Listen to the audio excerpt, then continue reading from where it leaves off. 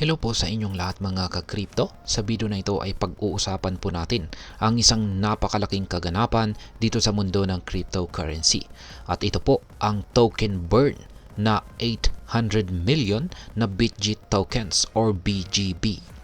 Ano po ang epekto nito sa presyo ng BGB? Bakit napakalaga ng ganitong hakbang para sa mga investor at saka trader? At ano po ang susunod na mangyayari sa token na ito?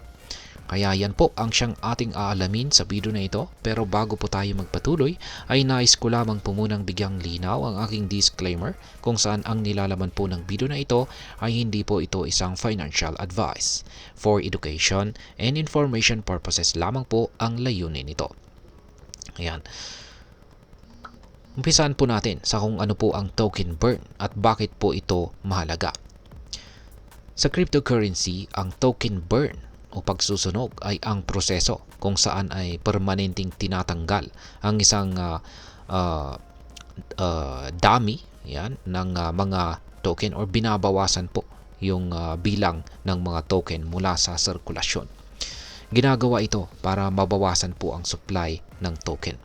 Ayon po sa prinsipyo or principle ng supply and demand, kapag mas kaunti ang supply pero mataas ang demand, tumataas ang presyo. Kaya, ayan.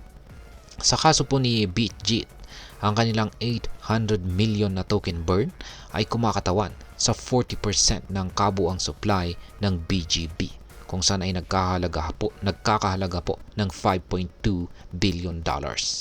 Ang hakbang na ito ay bahagi po ng bagong white paper ng Bitget token na naglalayong mapabuti ang tokenomics ng BGB. Ngayon ay paano po isinagawa ang 800 million token burn? Yan, ayon po sa on-chain data mula sa tracker na AI 9684 XTPA, 5 multi-signature wallet addresses ang ginamit para sa token burn na ito. Ang ilan sa mga address na ito ay ang 0x2DD, 0xe36 at 0x255. Noong December 30, matagumpay po nilang nasunog ang kabuuang 800 million na BGB.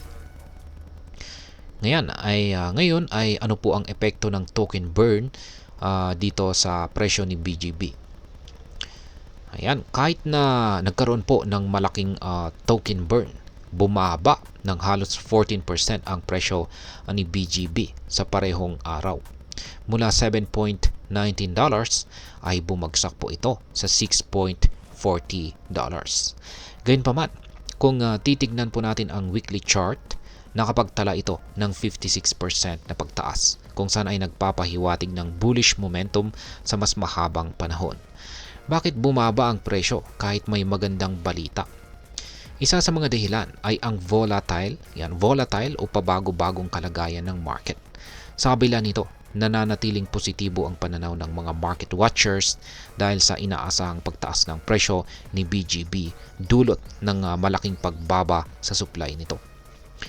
Ngayon ay ano po ang iba pang mga balita tungkol kay Bitget? Ayan, bukod po sa token burn, isang mahalagang balita ang pag-merge ng dalawang tokens sa ecosystem ni Bitget, at yan po ang BWB at saka ang BGB. Ang hakbang na ito ay naglalayong gawing mas simple at unified ang kanilang tokenomics. Dahil dito, mas lumalakas ang kumpiyansa or pagtitiwala ng mga investors sa kinabukasan ni BGB, kung saan ay posibleng magdulot ng karagdagang pagtaas sa presyo nito. Ngayon ay ano po ang maaaring maging epekto nito para sa atin bilang mga Pinoy crypto trader at investor ni BGB? Ang ganito pong balita ay mahalaga dahil nagbibigay ito ng insight kung paano gumagalaw ang market. Kung ikaw po ay may hawak na BGB o nagpaplanong mag-invest dito, dapat mong pag-isipan ang supply at saka demand dynamics. Ang malaking token burn na ito ay maaaring magdulot ng long-term na pagtaas sa presyo ni BGB. Pero tandaan din na ang crypto market ay nananatiling volatile. Kung trader ka, maaari ka pong mag-abang ng mga breakout levels para makuha ang tamang entry at saka exit points.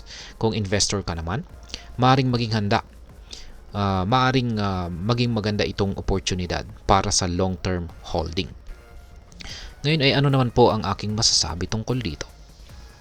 Ang 800 million token burn ni Bitget ay isang makasaysayang hakbang sa pagpapalakas ng kanilang tokenomics. Nagpapakita po ito ng commitment ng Bitget sa kanilang ecosystem at mga investor. Bagamat may kasalukuyang pagbaba sa presyo, ang long-term prospects nito ay nananatiling promising. Gayunpaman, lagi pong tandaan na ang cryptocurrency ay may mataas na risk-reward ratio. Huwag pong kalimutang mag-research, sumunod sa tamang risk management strategies, at huwag mag-invest ng higit pa sa kaya mong mawala. Kaya, ayan, hanggang dito na lamang po tayo sa video na ito mga ka-crypto. Sana po ay inyong nagustuhan ang aking paliwanag sa video na ito.